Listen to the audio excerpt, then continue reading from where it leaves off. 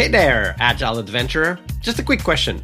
What if, for the price of a fancy coffee or half a pizza, you could unlock over 700 hours of the best Agile content on the planet? That's audio, video, e-courses, books, presentations, all that you can think of.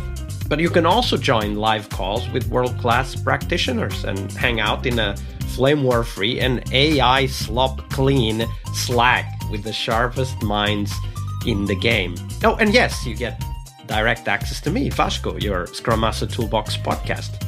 No, this is not a drill. It's the Scrum Master Toolbox membership.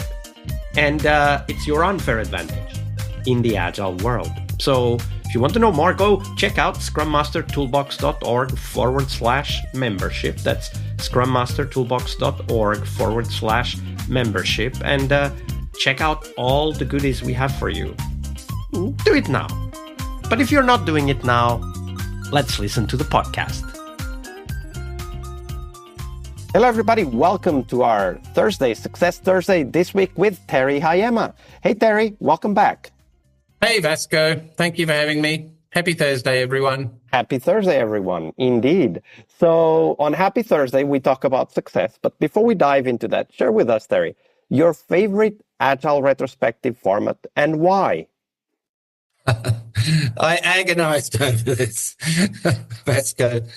I do love retros. I have to admit, I am an absolute passionate lover of retrospectives. I cannot pick one format and say that's the favorite. So I'm going to cheat and I'm going to pick a style. Okay, so I love many retros. For the sprint retrospective, I love the drawing retrospectives where we are getting a pen, like on a whiteboard or something like that. It could be in Miro these days for distributed teams, and we're drawing pictures. And you would know the sailboat retrospective. That's one example. Any kind of vehicle metaphor works. And I've done all sorts of things where you can just get creative and start a world and then let the team populate it with drawings. And the thing I love about the drawings is that because we're not trying to process things through language to start with, we're just processing them through images, you get very different inputs. So when you're like gathering data and the input into the retrospective, you'll get much richer stories if people draw a picture first. So they don't have to write the words, just draw a picture. And then when you say, oh, what does that picture evoke for you? What led you to draw that picture? People will share something much deeper than they would have if it was just, what worked well, what didn't work well, or what do we stop, what do we start, what do we continue, So I love the drawing retrospectives. And for the longer term retrospectives where we're doing something like maybe, a release level or something like that, I'm a big fan of open space technology because it allows you to have the group form for themselves important questions to answer and then have the conversations themselves about it. So those are my two favorite formats. Absolutely. I really like the concept that you introduced, which is this idea that when we use drawings or images, like this could be images, right? It doesn't need to be hand-drawn. It could be just pictures from the internet. It allows us to process things in a way and at a level that we would not be able to do through language. This is very important. And one of the reasons why I wish more people would study philosophy, because there's a lot of work done in human understanding of reality, and the metaphor as a tool is an extremely powerful technology that we can use as coaches and leaders, and images is just one of those. There could be many other metaphors, but that's really a great point. So thank you for sharing that. Now, of course, we do this retros because we want to help teams succeed, and we hope that also means our success. But in order for us to succeed, we need to have a clear picture of what that is. There goes a metaphor. So Terry, share with us, when you think about success for Scrum Masters, what comes to mind? How do you define that for yourself? So I define it in a way I don't think maybe you would have heard many times. So I might start with the way I don't define it. So I've employed a lot of Scrum Masters in the past, and I often ask them this as an interview question. What does success look like for you as a Scrum Master? And quite a few will say, success for a Scrum Master is to do myself out of a job, which I don't buy into at all, because a team will always need a coach. As they get better, they want to keep getting better. It's not like you've been transformed and you don't need a Scrum Master anymore. So I don't feel that's success. I do believe that my success should result in the team succeeding. But having said that, that's not success for me, right? It's actually really important that I separate my outcomes from their success. Otherwise, I become a part of the system, and then it's much harder to hold up the mirror. So there's a saying that you can't see the label when you're inside the jar. And if my outcomes are connected to the team's outcomes, then I'm inside the jar with the team. And then I'm worrying about velocity or, stories that were not done in the sprint and stuff like that. So success is really important for the team, and my efforts should lead to the team succeeding. In fact, sometimes just helping them define for themselves what succeeding means for them helps them to succeed.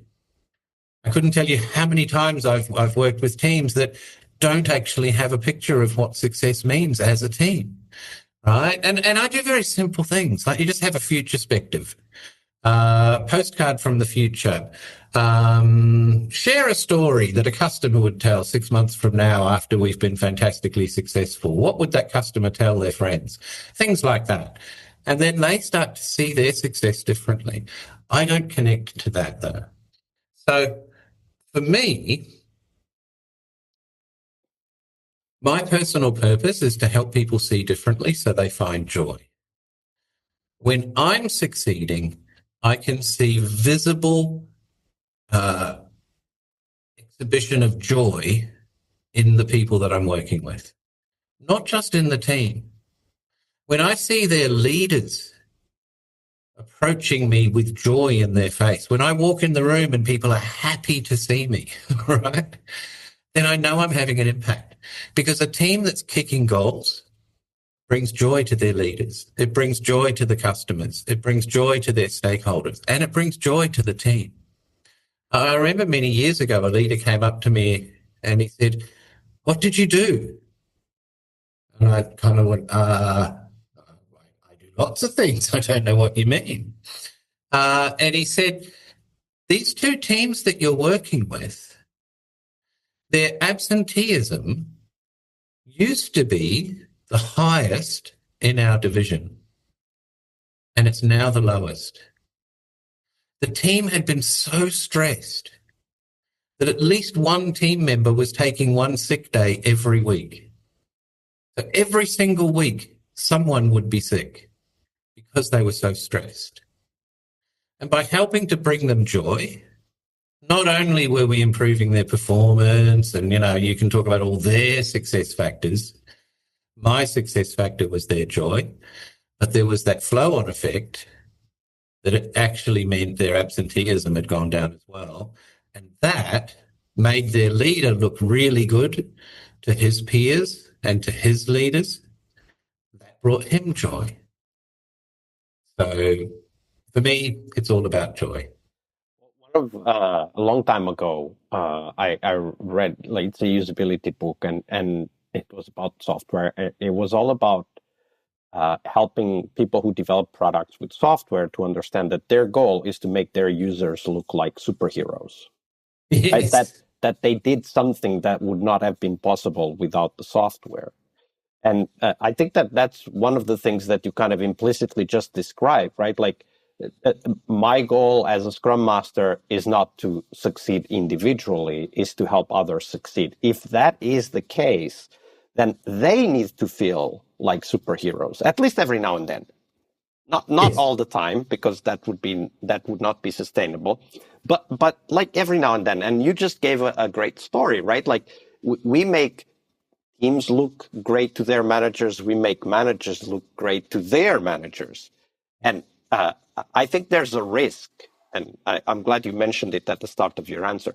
I think there's a risk with this idea or picture that we are successful when we work ourselves out of a job, because that is a self-fulfilling prophecy, especially right now at the end of 2025, when there's a lot of people in our industry that are having a hard time finding a job.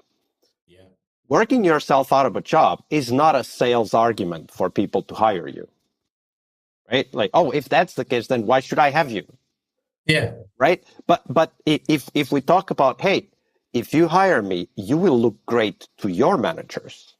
They will want to promote you. That's a totally different conversation, because now we are aligned, right? Like you said, and I think it's very important, our outcome should be different from their outcome, right? Like in the case of a team, the team may want to deliver their stories on time, may want to have higher quality, better collaboration, all of that. That's their outcome. But our outcome is not that one. Our outcome should be something like what you described, that they come to work happy to come to work. They are less stressed.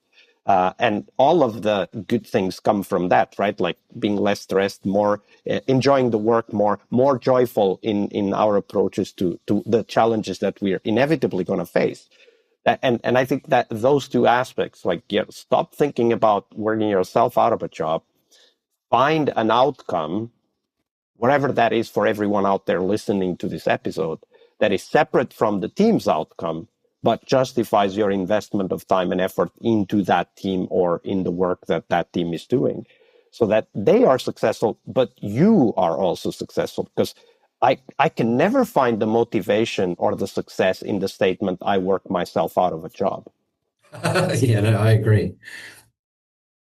I mean, it really says I'm effective in working with junior teams, but at some point they will exceed my capability to coach them. Like,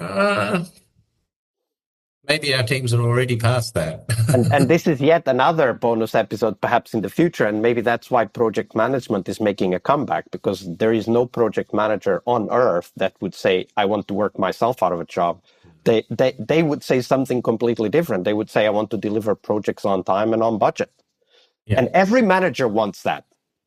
Yeah, absolutely. Even when they're not doing projects, which is yet another bonus episode. So we've gone 3 bonus episodes already. All right, Terry, thank you very much for sharing all of these insights and wisdom with us today.